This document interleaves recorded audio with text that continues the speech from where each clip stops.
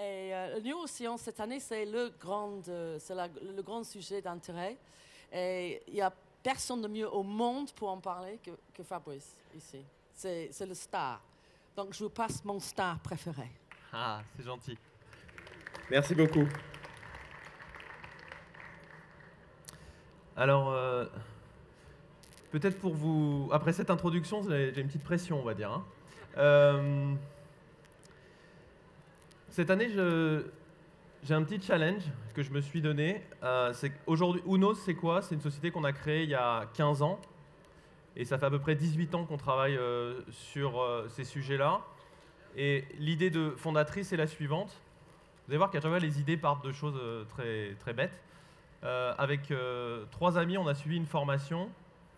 Et on s'est dit, en fait, ce qu'on a fait, c'était complètement inefficace, puisqu'on ne se souvient de rien, on a passé 2 jours sympas, mais qu'est-ce qu'on a retenu de cette formation? Pas grand-chose.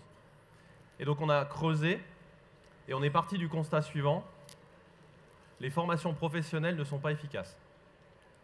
Si on mesure de manière scientifique ce que les gens ont retenu d'une formation une semaine après, le résultat tombe, et le résultat, c'est 6% des gens formés ont retenu l'essentiel de ce que vous souhaitiez qu'ils aient retenu. Ça veut dire quoi? Ça veut dire que 93% des gens qui sont formés pour presque rien. Ça, c'est l'élément fondateur de Unos. Et donc, ce qu'on a fait, c'est qu'on s'est tourné non pas vers un benchmark des différentes solutions disponibles en formation, on s'est tourné vers le récepteur. Le récepteur, c'est qui? C'est le stagiaire, la personne qui suit la formation. Et on s'est dit, comment fonctionne l'apprentissage? Comment le cerveau récupère de l'information? Comment le cerveau stocke de l'information? Et qu'est-ce qui va faire qu'on va garder cette information? Donc on s'est tourné il y a plus de 15 ans, donc on était entre 17 et 18 ans maintenant, c'était en 2002-2003.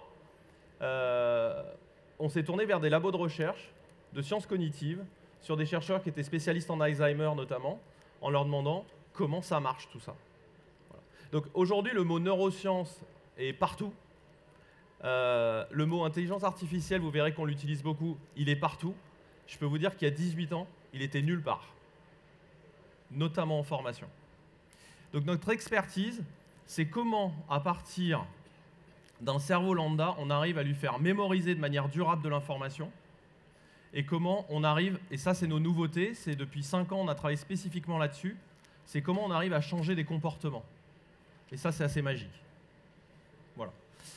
Pour finir cette introduction, on a eu besoin assez rapidement d'un terrain d'étude, parce qu'on est vraiment une base scientifique, on a besoin de chiffres, de mesures.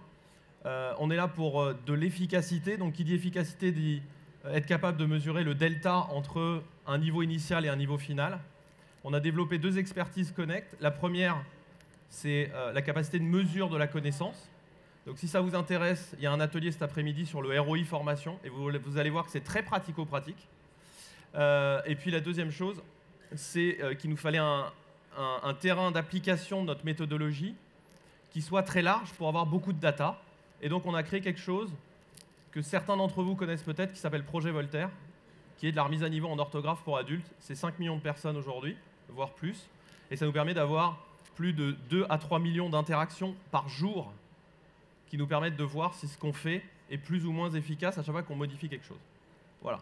Une fois que j'ai fait cette introduction, on va rentrer dans le vif du sujet. Alors je vous disais que je m'étais mis un petit challenge, c'est qu'en fait je vais vous parler de tout, sauf de notre expertise de base, qui est comment on fait mémoriser et comment on crée de nouveaux réflexes, puisque l'enjeu qu'on m'a proposé de gérer aujourd'hui avec vous, c'est de dire, c'est très bien, votre solution elle est fantastique, ça fait des années que vous la présentez plus ou moins directement ici, avec pas mal de succès, mais le problème qu'on peut avoir, tous ici, c'est qu'on peut avoir une très bonne solution, si elle n'est pas utilisée, il n'y a pas de magie, il n'y a pas d'efficacité. Et on est confronté aussi à ça. Et donc ça fait aussi plusieurs années qu'on travaille avec des chercheurs sur comment on peut aider à créer de l'engagement, créer de la motivation et faire que nos solutions soient vraiment utilisées. Et là, on a des résultats fantastiques. Donc, je ne reviens pas sur notre raison d'être. 1 000 € dépensés en moyenne par personne et par an en formation, 6% des gens formés seulement qui vraiment acquièrent un niveau de maîtrise à l'issue des formations, et donc un énorme gâchis. Et donc cet engagement qu'on s'est donné de garantir l'efficacité des collaborateurs en partant de l'ensemble des micro-objectifs et travailler soit en ancrage de savoir, soit en ancrage de nouveaux comportements ou de changement de comportement. Ça, c'est notre expertise. Et malheureusement, j'ai envie de dire, je ne vais pas vous en parler. Et si ça vous intéresse, je vous inviterai à venir nous voir. On est juste à côté, par là-bas. Donc avec les bonnes stratégies de formation, on est capable de garantir le niveau de savoir. Alors chez Unos, le garantir un niveau de savoir, c'est important parce qu'on est capable même de s'engager financièrement sur les résultats. Sur des équipes commerciales, on est capable de dire, s'ils ne vendent pas plus, alors on vous rembourse. Je vous inviterai à essayer de faire ça avec vos différents projets. Donc le vrai sujet aujourd'hui qu'on va traiter, c'est la démotivation des équipes pour la formation. Et je vais commencer par un petit test. Et je vous demande d'être honnête. Imaginez que vous avez un tout petit mal de tête, un truc un peu latent, et que je vous propose 2 cachets potentiellement. Un qui a très très mauvais goût pendant 1 heure, mais qui est très efficace pour le mal de tête. Et un autre cachet qui a plutôt bon goût et qui est moyennement efficace, voire un petit peu efficace. Est-ce que vous prenez le premier, et à ce moment-là, vous levez la main tout de suite? Oh, les menteurs! Ah, j'y crois pas. Ou est-ce que vous prenez le deuxième, qui est plutôt bon et qui marche un peu?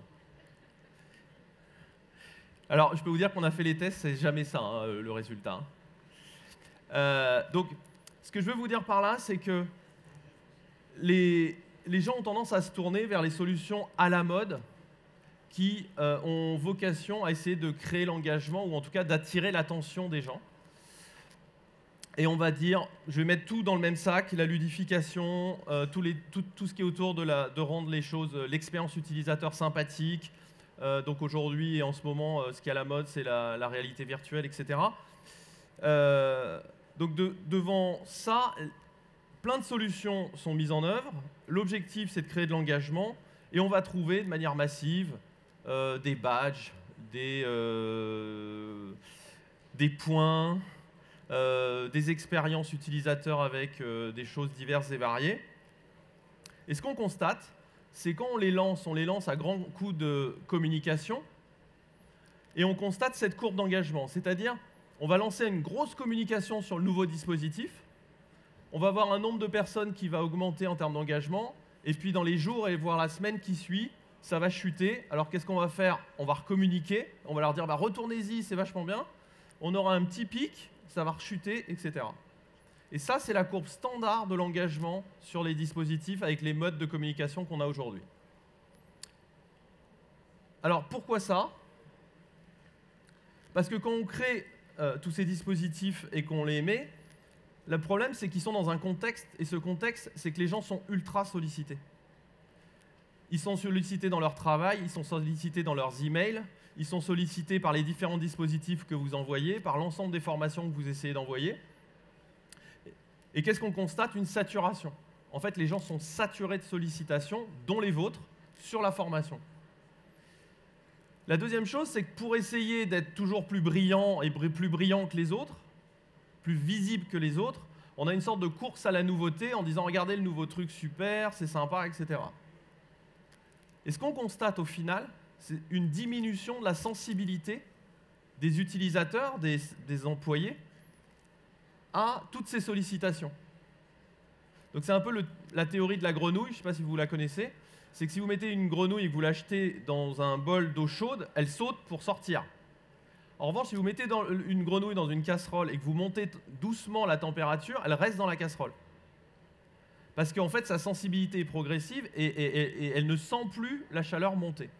Et bien, on a un peu la même chose avec les stagiaires, c'est-à-dire que premier dispositif, on a ça. On en lance un deuxième, ce qu'on constate, c'est ça, c'est-à-dire que le volume de gens qui répondent à ces sollicitations baisse et petit à petit, on a de moins en moins de gens qui répondent à nos sollicitations de communication. La deuxième explication autour de la problématique de l'engagement, bon, ma télécommande ne marche pas, je vais arrêter tout de suite. c'est que les gens ont des valeurs et des représentations qui sont profondément ancrées et on ne change pas les valeurs des gens facilement. Et je vais en prendre deux. La première valeur, c'est que le message qui est dans la tête de beaucoup de gens, et particulièrement en France et dans les pays latins, c'est les gens ont mieux à faire qu'à jouer. Au travail notamment. D'accord ? La deuxième valeur qui est profondément ancrée, c'est les gens ont mieux à faire qu'à se former. Alors ça, je sais que vous êtes plutôt dans... Si vous êtes ici, c'est que vous êtes intéressé par la formation, donc vous pensez bien sûr pas ça. Mais la réalité, c'est que même un salarié peut se dire bah, mon manager, il attend que moi je travaille, que je produise, que je sorte un chiffre d'affaires si je suis vendeur, et tout ça. Et donc la priorité n'est pas de se former, la priorité, elle est de produire. Et donc il ne faut pas que je passe trop de temps à faire autre chose que produire. Quand vous ajoutez A plus B, ça donne les gens ont mieux à faire qu'à jouer à des formations. Et ça, c'est la grille de lecture de 80% des gens en entreprise.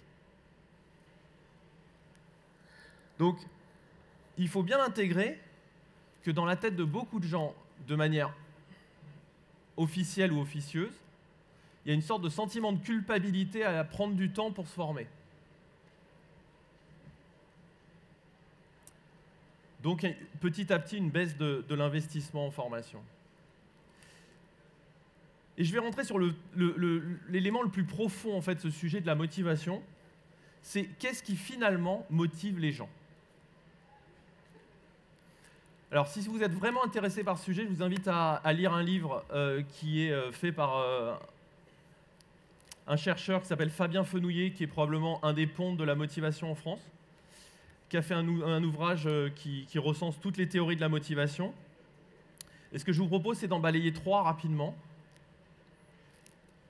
Une des plus connues théories de la motivation, c'est la théorie de l'autodétermination, qui va dire schématiquement, il y a des motivations qui sont intrinsèques, c'est-à-dire qui sont dans les gens, qui viennent des gens. Donc typiquement, ce que j'aime faire, ce que j'aime pas faire, ce qui va être toutes mes valeurs, tout ce qui me donne envie d'eux. Et puis les motivations extrinsèques, c'est les motivations qui viennent de l'extérieur. Donc si je vous donne une récompense, si vous faites quelque chose, c'est une motivation extrinsèque. Et ce qui a été montré, c'est que si on veut créer de la motivation qui est durable, il faut travailler avant tout sur la motivation intrinsèque. C'est elle qui va faire que les gens vont s'engager durablement. Deuxième théorie de la motivation, la théorie VIE. Celle-là, elle est pour ceux qui aiment bien les mathématiques, puisqu'ils ont réussi à modéliser schématiquement ce qui va créer une sorte de valeur d'engagement. Et l'idée, elle est assez simple, je vais la simplifier. Si on part du principe que je suis capable de faire ce qu'on me demande, c'est la base, alors ce qui va me motiver, c'est de se poser la question, qu'est-ce que j'y gagne ? Si je fais ce truc-là, qu'est-ce que je vais gagner à titre personnel ? Et deuxième chose, quel est le levier sur cette valeur ?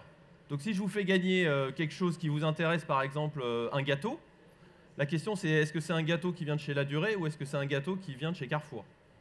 J'ai rien contre Carrefour, hein, mais vous voyez ce que je veux dire ? Donc vous serez plus ou moins motivé par rapport à la valeur de ce gain. Et en tout cas, la perception de la valeur de ce gain.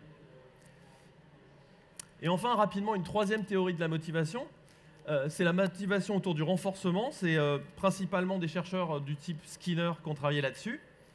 Et la théorie de la motivation par renforcement, elle est la suivante. Je vais vous donner l'idée, vous allez très vite comprendre. Je prends une souris. Si elle part à gauche, elle a une récompense, un bout de fromage ou de la nourriture. Si elle part à droite, elle prend un choc électrique. Si je reproduis la chose 2-3 fois, qu'est-ce qui va se passer ? La souris va toujours partir à gauche. D'accord ? Donc, selon si j'ai une récompense ou une punition, je vais changer mon comportement. Alors là, je vous demande de me suivre un petit peu. Si on mélange ne serait-ce que ces 3 théories de la motivation, qu'est-ce qui se passe ? Ça dit quoi ? Ça veut dire que, qu'est-ce que j'y gagne ? Je vais principalement aller regarder ça sous l'axe intrinsèque. C'est avant tout les choses qui me motivent personnellement qui vont faire que je considère que je gagne quelque chose. Vous êtes toujours avec moi ? C'est à peu près clair ? La deuxième chose, c'est quand on mixe ça avec la valeur perçue des choses, quand on met ça dans de la formation, on se rend compte que les gens agissent compte tenu de leurs objectifs personnels, donc pas les objectifs de l'entreprise, les objectifs personnels des gens, et la perception de l'efficacité de ce que vous allez leur proposer pour atteindre ces objectifs personnels. C'est à peu près clair encore? Ok. Donc je vais essayer de le mettre en mots sur la formation. Il faut cibler la motivation intrinsèque des gens en formation, ça veut dire qu'il faut viser des compétences et des objectifs qui sont personnels aux gens. Il faut travailler sur la valence en formation, ça veut dire qu'il faut leur prouver le ROI formation de votre formation. Ça veut leur dire, ok, toi tu es intéressé par progresser dans tel domaine, je vais t'apporter un dispositif qui en tant de temps, avec un investissement X, tu vas gagner Y. Et il faut prouver que vous êtes capable de lui apporter beaucoup avec un investissement pour lui qui est moindre. Est-ce que je suis toujours à peu près clair? Donc cette capacité de démontrer le ROI d'une formation, on va le voir juste après, est plus important que l'expérience utilisateur qu'ils vont vivre. Donc si je synthétise jusqu'à là, c'est les compétences visées doivent être des objectifs personnels des gens et il faut être capable de prouver l'efficacité de votre dispositif aux gens pour qu'eux se disent « Ok, ça vaut le coup que je m'y investisse ». Donc je reviens sur mon petit test initial et je considère que vous avez menti. Si vous avez un petit enjeu en termes de santé par exemple, si maintenant on passe à un enjeu important, un enjeu vital et que je vous propose à nouveau deux cachets, un qui est très efficace mais très très mauvais et un qui est très peu efficace mais très bon, si votre enjeu il est fort, vous allez tous partir sur le médicament qui est très mauvais mais très efficace. D'accord? Et ça prouve quoi? Ça prouve que quand l'enjeu est important, on privilégie l'efficacité à l'expérience. Le goût, c'est l'expérience. Est-ce que mon expérience était sympa? L'efficacité, c'est est-ce que ça m'a soigné ou pas? D'accord? Donc ce qu'on constate, c'est que dès que l'enjeu devient important, l'efficacité passe devant l'expérience. Et cette démonstration, elle est là pour vous expliquer, et ce qu'on constate dans les entreprises, c'est plutôt l'inverse en ce moment, et c'est pour ça que j'ai fait cette tribune, qui n'est pas forcément très facile et très abordable, et qui n'est pas dans notre cœur de métier, mais j'ai fait cette tribune volontairement pour vous dire, tout le monde est paralysé par la problématique d'expérience utilisateur, et le message que j'essaye de faire passer ici, c'est de dire, la priorité, c'est l'efficacité de la formation et le sujet qui doit correspondre à leurs attentes. Donc je le répète, l'efficacité est plus importante que l'expérience quand le sujet est important. Donc il faut communiquer auprès des stagiaires sur la cohérence du sujet de formation avec leurs objectifs personnels. Pour donner un exemple, si mon objectif c'est de passer de ça à ça, je suis capable d'entendre qu'il va falloir que je fasse ça. En revanche, si mon objectif personnel c'est de faire ça, il n'est pas question que je fasse ça. Et pourtant, c'est pas, la salle de sport, c'est pas un truc sympa en fait. Mais si ça correspond à mon objectif et que c'est efficace, alors j'irai. Sinon, j'irai pas. Donc des petites idées, c'est de vous dire, pour des commerciaux, si la fonction c'est du commercial, il faut avant tout communiquer sur l'atteinte des objectifs. On va vous aider à atteindre vos objectifs de vente parce que c'est votre objectif motivationnel principal dans votre travail. Si l'objectif c'est de travailler sur de la sécurité, c'est pas de dire on va baisser le taux d'accident dans l'entreprise, c'est de dire demain vous n'allez pas être touché par un accident, vous n'allez pas vous faire mal, vous n'allez pas être handicapé, etc. Donc il faut parler de eux et pas de vous. Et une communication sur deux sur la sécurité parle de l'entreprise. Si on parle d'outils informatiques, l'objectif c'est de dire vous allez gagner du temps. Vous allez être plus productif, vous allez gagner du temps, vous allez éviter de vous embêter à chercher. Si on parle du métier, ça va être de dire votre évaluation annuelle, elle sera meilleure, votre manager vous évaluera mieux, votre progression de carrière, elle sera meilleure, etc. Bon, je vais passer très vite là-dessus. Donc, encore une fois, l'idée, c'est prouver l'efficacité du temps passé et l'énergie dépensée par les gens. Ce qui nous amène au sujet du ROI que je vais survoler. Et encore une fois, si vous voulez creuser, j'en reparlerai cet après-midi. Pour aborder le sujet du ROI formation, je vais vous donner une petite astuce. il y a 3 outils qui sont indispensables et qui sont très peu utilisés. C'est ce qu'on appelle la théorie des 3 courbes. La première courbe, c'est la courbe du niveau initial des gens. Il faut montrer aux gens leur situation. Si je dois vous soigner, vous devez savoir ce que vous avez avant d'accepter un traitement. Vous êtes tous à peu près d'accord avec ça? Ok. Donc l'idée, c'est de dire, vous faites un test initial qui doit être statistiquement représentatif du niveau des gens. Et typiquement, ici, on présente la courbe de la population, c'est-à-dire que là, c'était un grand client avec plusieurs milliers d'utilisateurs. En horizontal, vous avez le niveau, la note sur 20 des gens au test initial et le nombre de personnes qui l'ont eu. Donc on a typiquement une courbe de Gauss avec la population. Le problème, c'est que le niveau attendu pour être efficace, il est au-dessus de 16. Donc on voit que toutes les personnes qui sont à gauche n'ont pas le niveau attendu. Et c'est très important de faire comprendre aux gens où est-ce qu'ils se positionnent dans cette population. Donc on est capable de dire personne par personne, vous êtes là sur la courbe. Donc non seulement vous êtes loin du 16, mais en plus vous êtes dans ce groupe de population, donc vous avez vraiment un enjeu à progresser sur ce sujet. La deuxième chose, c'est de leur dire, regardez, sur la population qu'on a déjà pu traiter, horizontalement, vous avez le niveau initial qu'ils avaient, verticalement, vous avez le niveau final à l'issue du dispositif. Si vous êtes capable de montrer une courbe comme ça, vous commencez à être convaincant. En disant, quand vous faites mon dispositif, quel que soit le niveau initial que vous aviez, je vous ramènerai à peu près 18 sur 20, c'est-à-dire à l'excellence. Donc, tu sortiras du dispositif, quel que soit ton niveau, tu seras très bon. Et enfin, je vous parlais de rentabilité du temps passé. Il faut absolument leur parler du temps. Combien ils vont avoir à investir dans le dispositif. Et donc, vous avez la même chose. Horizontalement, la note initiale qu'ils avaient. Donc, vous voyez l'importance d'avoir un test de niveau initial. Et vous allez dire, voilà, selon le niveau initial, sur la population qu'on a déjà pu faire jouer, voilà le temps qu'il leur a fallu en entraînement pour passer de leur niveau initial à un niveau très bon. Donc on voit que si vous avez un dispositif qui est capable de s'adapter aux gens, alors ça amène à des sujets comme notre expertise, donc je vous inviterai à revenir nous revoir si ça vous intéresse. Il faut être capable d'avoir des dispositifs qui sont capables de s'adapter aux gens, qui sont capables d'être plus ou moins longs selon si la personne est plus ou moins bonne, et ne donner que ce qui est nécessaire aux gens. Donc si vous faites un dispositif où c'est 1 heure pour tout le monde, bah, la rentabilité, elle n'est pas bonne, parce que les gens qui sont plutôt bons vont dire bah, c'est pas la peine que j'y aille du tout. Et les gens qui sont plutôt faibles vont dire bah, en fait, moi je suis en dessous, donc j'arriverai pas à devenir vraiment très bon, parce qu'en 1 heure, ça ne me suffira pas. Donc il faut absolument que vous soyez capable de prouver que votre dispositif va s'adapter aux gens. Et notamment au temps passé par rapport au niveau initial. C'est ça qui va générer notamment les effets de motivation. Donc ce qu'on va appeler, c'est le système des 3 courbes. Vous devez être en maîtrise de ces 3 courbes. Et ensuite, les communications tournent toujours autour de ces 3 courbes. Ça va être des témoignages de gens qui l'ont fait et qui ont dit effectivement, moi je me situais à ça, j'ai passé 30 ans sur le système et je suis arrivé à ça. Et d'ailleurs, dans mon job, ça m'a permis de faire ça, ça et ça.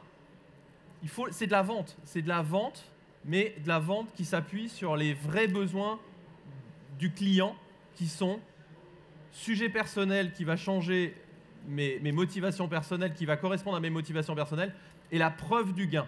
Et aujourd'hui, ce n'est pas l'expérience qui fait la preuve du gain. Ce n'est pas de dire ça va être sympa, ça va être super, tu vas voir, tu vas vivre un moment sympa, etc. J'ai mieux à faire que vivre un moment sympa, parce que si je veux vivre des moments sympas, je le fais avec ma famille, mes enfants, et j'ai autre chose à faire que de vivre un moment sympa en entreprise. Je caricature un peu le propos, mais c'est ça l'idée sur du long terme.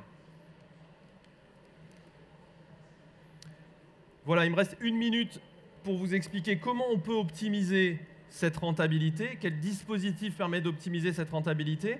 Je vais vous parler 2 minutes de Unos parce que je vous ai dit, si on veut optimiser cette rentabilité, il faut que l'efficacité soit très grande. Et l'efficacité très grande, elle passe quasiment systématiquement par de l'individualisation du dispositif. Donc aujourd'hui, chez Unos, on a un moteur d'intelligence artificielle qui est focalisé sur la mémorisation et qui va être capable de s'adapter pour chaque personne à 2 choses, à la façon de mémoriser des gens. Donc ne me demandez pas ici de vous expliquer comment on s'adapte à la mémorisation individuelle des gens. Il me faut plus de temps, donc on se reverra si vous le voulez. Et puis la deuxième chose, c'est qu'il faut s'adapter au niveau de connaissance de chaque élément dans la tête des gens. Donc il faut savoir à la fois quels sont les éléments que la personne connaît ou ne connaît pas, et en même temps s'adapter à qu'est-ce qui fait que chez elle, elle va mémoriser. Et quand on sait ces deux choses, on est capable de décider sur quoi je t'entraîne. Donc typiquement, c'est une sorte de coach. Donc imaginez un coach qui vous connaît et qui dit bah, toi pour progresser, aujourd'hui tu vas faire 10 pompes. Toi pour progresser, ensuite après ces 10 pompes, tu vas faire ça. Et il ne ferait pas la même chose pour une autre personne parce qu'elle ne fonctionnerait pas pareil. Et bien là c'est la même chose et c'est une intelligence artificielle qui arrive à trouver ça et à vous faire ça. Et j'ai envie de dire, vous n'êtes pas obligé de... C'est pour vous expliquer le dispositif. Ce qui est important, c'est qu'est-ce qu'on arrive à faire. Vous vous souvenez du 6% des gens formés qui, une semaine après, se souviennent de l'essentiel d'une formation avec un outil de mesure très pointu. On arrive à faire que 93% des gens formés maîtrisent au moins 3/4 des éléments d'une formation un mois après. Donc, enfin, c'est le Graal, quoi. J'ai l'essentiel de ma formation qui est mémorisé durablement par toute ma population.